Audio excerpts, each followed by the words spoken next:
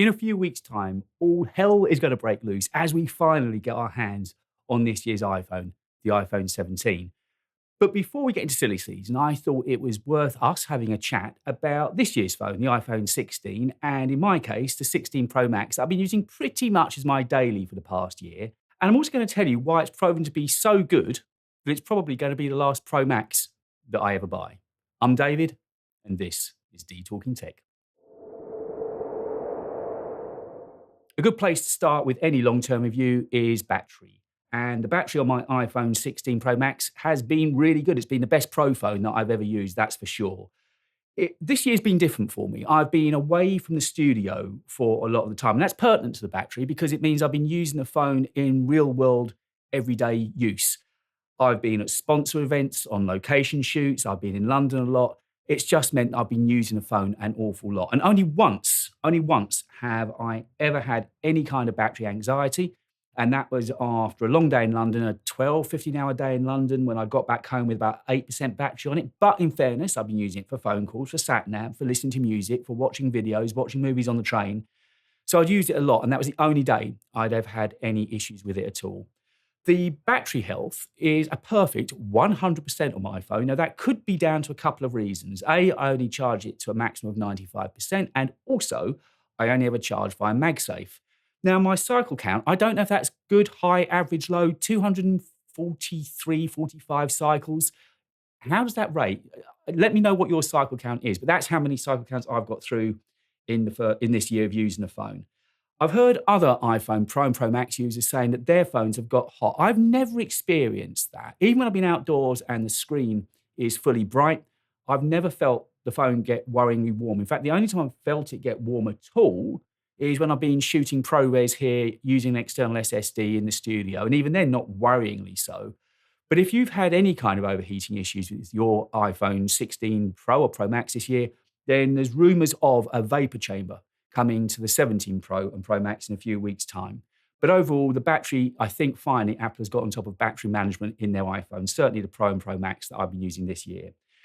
On to the quality and the durability of the iPhone. Now, it's important to say at the top here that I don't use any kind of screen protector or case on my phone. So my findings have been probably pretty truthful because it's how the phone has stood up in day-to-day use over the course of the year. We're going to go through the good, the okay, and the bad. The good is the back glass. As you'd expect, virtually unmarked from certain angles. You can see a very faint ring where I'll be MagSafe charging, but other than that, the back is perfect. No surprises there. The titanium rail feels good, looks good, love the color. I haven't got a single scratch or mark on it. It's lasted really, really well. It's that good that they're getting rid of it. All the stories are telling us that we'll be getting aluminium on the 17 Pro and Pro Max in a few weeks' time. And I'll be really interested to see how Apple addressed that. It was only a couple of short years ago that they were telling us how good titanium was. It was a better heatsink, it was lighter weight, it was more premium. All the colours have been named after titanium as well, and yet here we are getting rid of it. So I don't know how they're going to sell that one to us, but all I can tell you is that my titanium rail on my phone has been great and still looks and feels great now, really premium. On to the bad now, and that's the front glass. Now, to give this some context, a couple of years ago, I did use an Android. I used a Google Pixel Pro for a time and a Nothing Phone 2. Both of those phones and their front glass were far better, far more durable, and resisted scratches far better than my iPhones. Yes, I haven't got protector on my phone, but I'm very careful. When I put it down, it's always face back to the table. And if it's in a pocket, it's never with any coins or keys. It's always by itself. And yet still, I've got scratches on it. Apple have got a real issue when it comes to the front glass. Now, I understand there has to be a certain balancing act between being tough, but not being so tough that it's brittle. I understand that, but other manufacturers are managing to get on top of it. So why aren't Apple? Now, this year, apparently, we're going to be getting some anti-reflective coating on the phones, and I welcome that. That's brilliant. Again, I think Samsung have got that on their phones, and by all accounts, it's really good. It's not going to be nanotexture because nanotexture is just too temperamental. So it's going to be some sort of anti-reflective coating. I just hope it doesn't exacerbate the problems and make the scratches even more of an issue for us iPhone users. So back glass, fine. Titanium rails, fine. Front glass needs some work. That's kind of my year's thoughts on the build quality of the phone. Now, onto the camera. I'm not going to sit here and bore you with loads of details about the camera. the camera is still class leading. Every other manufacturer out there is still chasing Apple. And if you look at any serious creative, if they're not using a camera, they're using an iPhone. There's a reason for that. Quite simply, it's still the best. Now, during the course, or when I started using the 16 Pro Max, I really lent into photography. And I started taking so many photos with it and really enjoying it. My go-to format for shooting is in a 4:3 ratio, and I use the main camera at 35mm focal length. I really like the pictures that's given me. It kind of gives you a Kodak look. I always shoot in RAW, so I've got plenty of detail left to edit in Lightroom. And I really love shooting on the iPhone. So much so, in fact, that I started to leave the phone at home and take a camera out with me. And I've really enjoyed finding the art of photography this year. And if you want to see the kind of photos that I take a lot of urban stuff. Go and look on Instagram, Talking Tech. You can go to my website, talkingtechandaudio.com.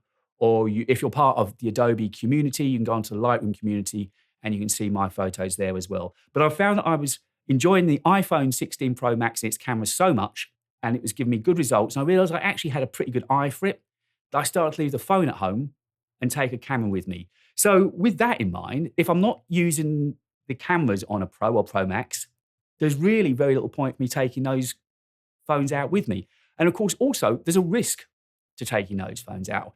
If you're in any capital, London's no different, I'm sure, to any other capital that you live in or near. If you've got a Pro Max out, it's a target. Phone theft is still a real issue. And I don't want to have that feeling of having my phone stolen in London. When I'm in town, the phone is nearly always in my front pocket with my hand on it, and I use my AirPods. Talking of AirPods, just breaking off slightly here at tangent, have you noticed how many details, how many features are coming to AirPods? I've got a feeling Apple have got something in mind there, and I wonder if it's anything to do with Apple glasses eventually. They're putting more and more features into AirPods that I think they're up to something. That's a complete side issue. Let me know what you think. I've just quietly seen that happening in the background. But in London, the phone stays in my pocket virtually the whole time. And the only reason I've got Apple Care is not, well, yes, in case I drop it, but it's more for theft than any other reason. And a 16 Pro or Pro Max is just such a target, whereas a 16E really isn't. I'll be coming on to that in just a moment. If we look also at the video side of the camera, the video is wonderful. Most every single week, ironically not this week, I use it for the throwaway shot in the studio here. I always shoot in ProRes onto an SSD. The color match I get between it and my Canon are really, really close. There's talk of 8K coming to the 17 Pro and Pro Max. How much better that would actually look, I don't know. I've got a feeling it's just a case of keeping up with the Joneses and saying that they can shoot in 8K. The other point with the camera was the camera control button. Now, for the first couple of months, I completely forgot it was there. I was still using the shortcut button on the lock screen.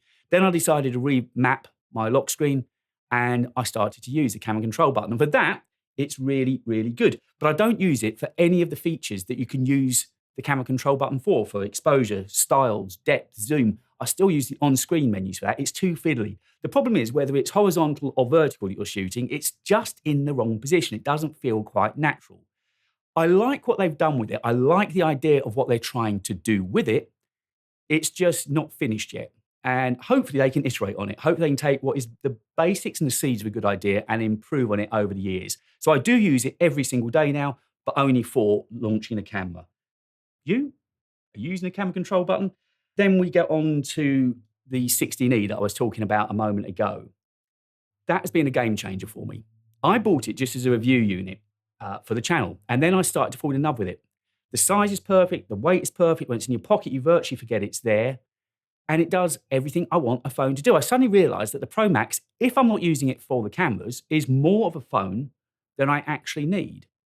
The 16E does everything I want of it. The camera is okay. If I just want to take some memory shots or location shots, it'll do the job fine. And of course, it fits into my ecosystem. It's got CarPlay. Call quality is better on that phone than any other iPhone that I've used. Is that the C1 modem? I suspect it probably is. I've had less dropout calls on there and the call quality is crystal clear. And the battery life, even though I've been running iOS 26 on there, the public beta for the last couple of months, the battery life is virtually unbreakable. You just never see the battery dip on it. It is so good. Whatever they're doing on that 16E, I hope that starts to trickle down into the rest of the iPhone 17s this year. What started off as just a review unit has turned into a phone that I really, really love. And I've got a feeling moving forward, it'll either be the 16E or the iPhone Air that I use as my daily. That's a point I wanted to mention to you. I'm thinking of getting the Air to review on the channel. Would you rather me get the Air or the Pro Max? Let me know. I'm thinking the Air because it's something really new to us all. If you haven't tried iOS 26 yet, you're in for a treat. It's way more than just a lick of paint. It's way more than just liquid glass. As nice as that is, there's deep, meaningful, thoughtful creativity behind what they've done with the OS. And it's just made using the iPhone so much better. Little things you'll find in Apple Music, the way they're using AirPods again, so many features, control centers better.